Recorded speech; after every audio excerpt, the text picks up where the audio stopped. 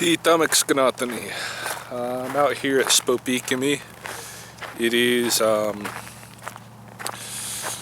don't know what the western date is, sometime in late February, but basically yesterday was the last sliver of the moon, which, as I've been saying, for my last few hikes, I believe was the Sspopiikimi. So now we're going to be entering in a couple of days when we see that first crescent, Piikaiki'somm, the eagle moon.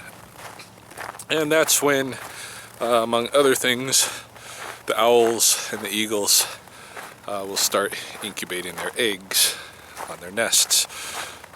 So today I just thought I would come down quickly, not going to be out here too long, just to specifically to check on the state of the owl couple out here in the owl wood.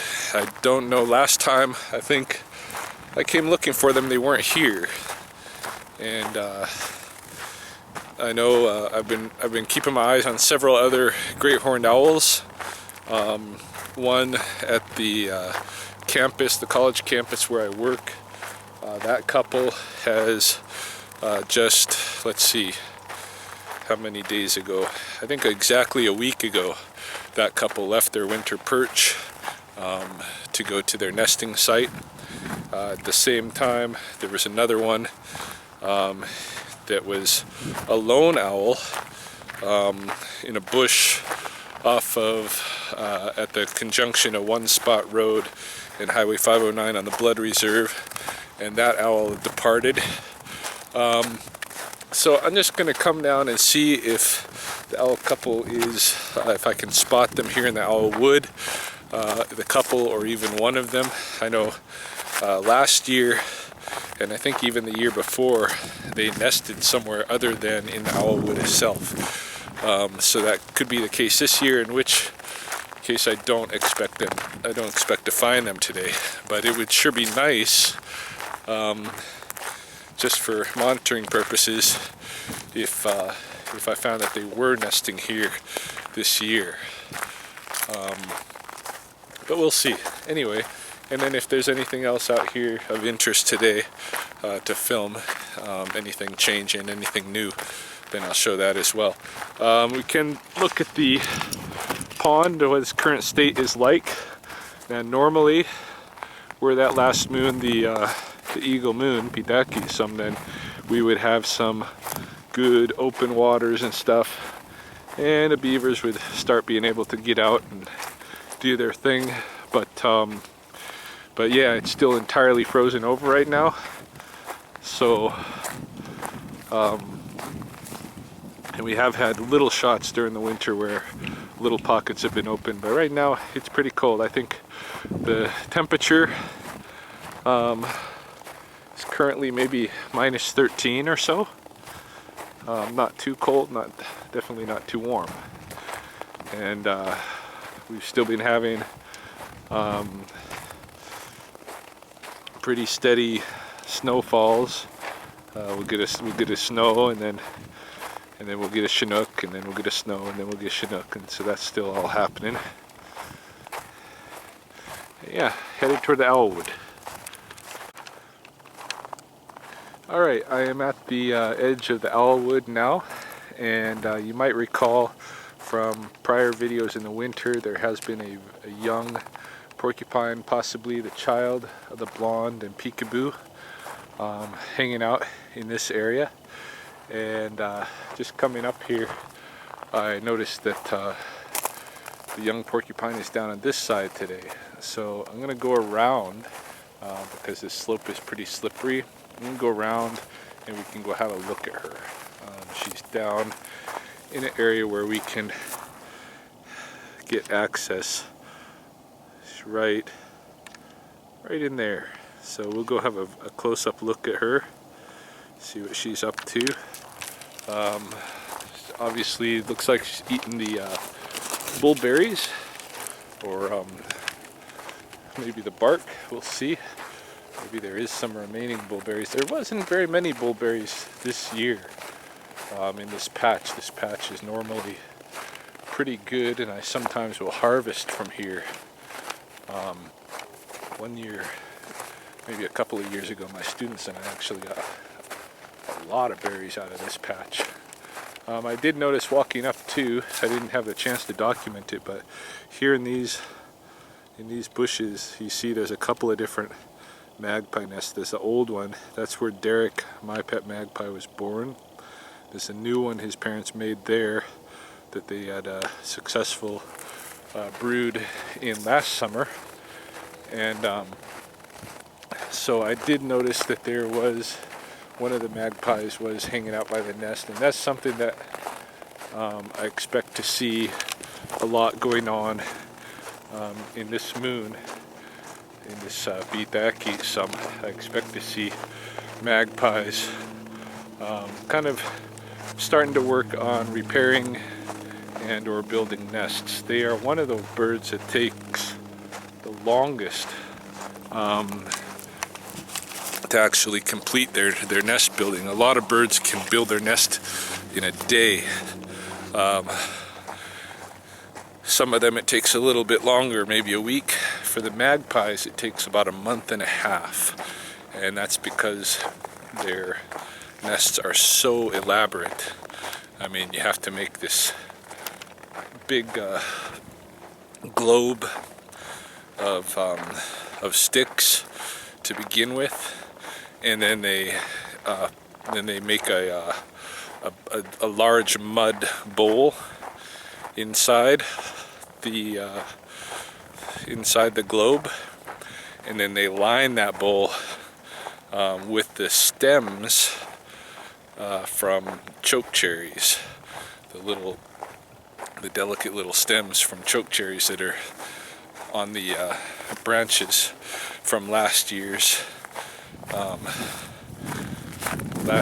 choke cherry fruits. So it's a long process, and it takes them about a month and a half to make. But when they're done, they have one of the most protected nests there is. So the payoff in terms of nest success is pretty good. However, there are always opportunities for predators to get in, and in fact the year that Derek, my magpie, was born, they started off with 5 eggs in the nest, and then next time I checked in on them, they had 3 hatchlings in there, and then shortly after that there was just the 2, and Derek was one of them. I brought him home, and just the 1 out of 5 eggs survived. So that's a pretty big rate of failure on that nest. But that nest just happens to be a nest that's I mean, it's pretty low in these bushes here, in an area that's very high traffic. But I've seen other magpie nests do very well where you do have maybe 5 hatchlings survive to fledge. So anyway, we should be getting almost to where our porcupine is. I've been noticing on the ground here lots of different tracks. We do have these here magpie tracks. Magpies have been walking around. We have some looks like western jumping mouse magpies. There are a lot of magpies going in and out of here, leading into the nests are right in there. Right here, this track is the ringneck pheasant. Pheasant tracks.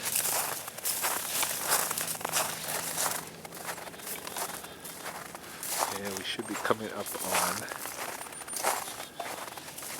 porcupine here. Moment.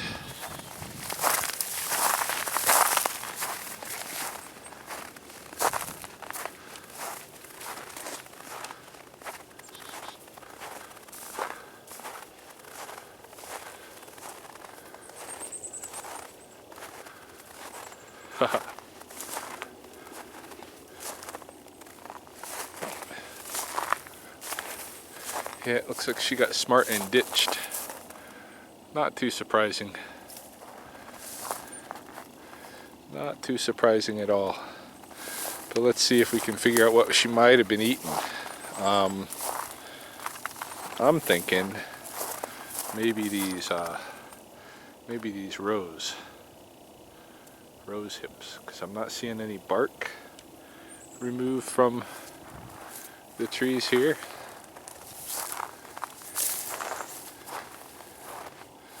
And she was just on the outside here. So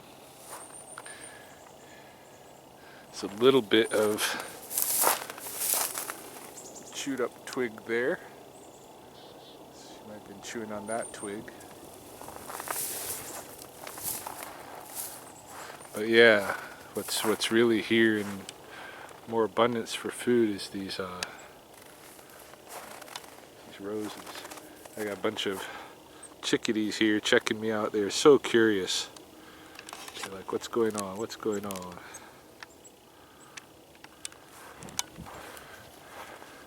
What's going on over here? Yeah, chickadees are always curious. Always gotta come find out what's the deal. All right. I'm gonna climb up this slope now that I don't have to carry the camera. And too bad we didn't get to see the porcupine up close, but them's the breaks. You can see here, down here, this is her trail. This is her path that she took to get down here or up. I don't know which one. But that's definitely a porcupine trail.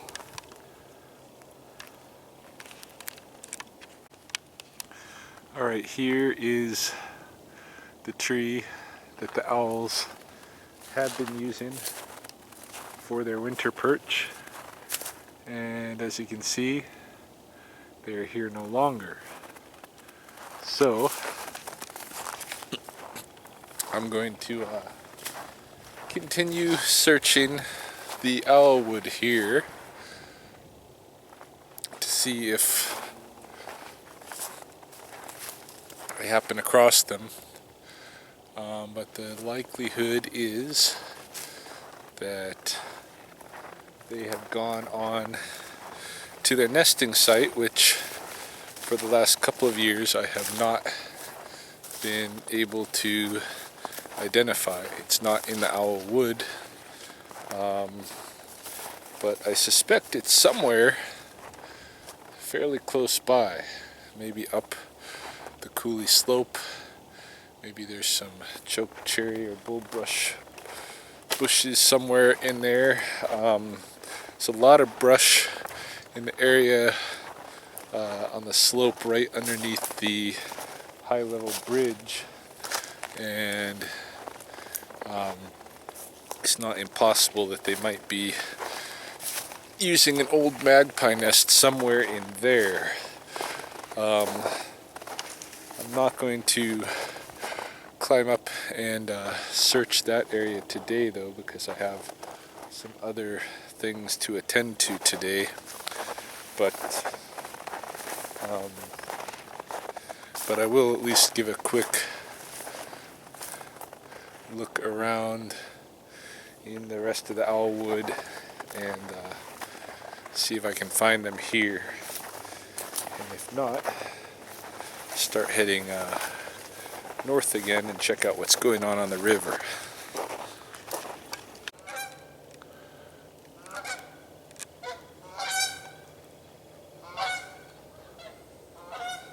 This is the platform where the owl couple of this forest had nested in previous years.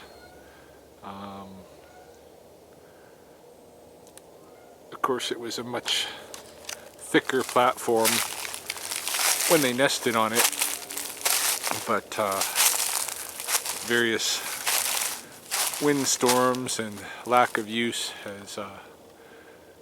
has kind of whittled it down to just a really thin bunch of sticks. I'm pretty much through the owl would at this point, and I've not come across them, so they're not here. They are nesting somewhere, and I really would like to find out where, because last year was the first year that I had no owl nest, no active owl nest to monitor. That the owl couples at all of my sites had selected other places to put their nests, and I like to have a nest to monitor. I mean, it gives me a timeline of what's going on, you know, in the season, to know what's happening at the nest. It all fits in to the systemic natural time that I am engaged in.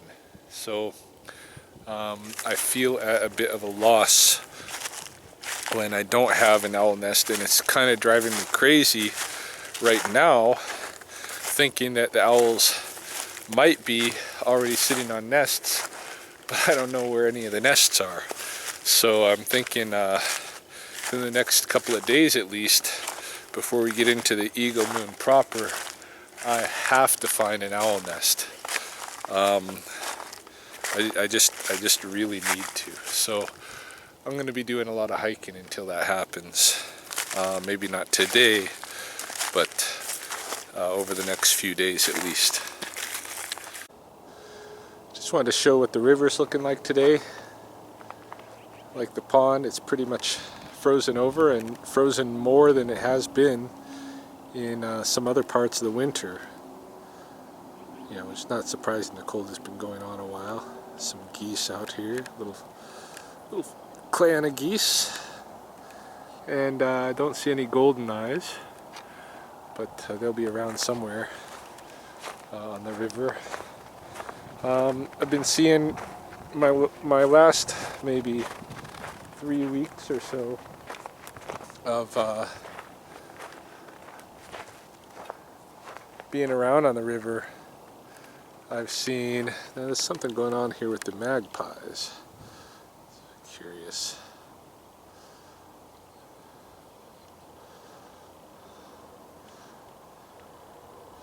I pay attention to magpies when they start like crowding into an area. There's something out there on the ice that he's into.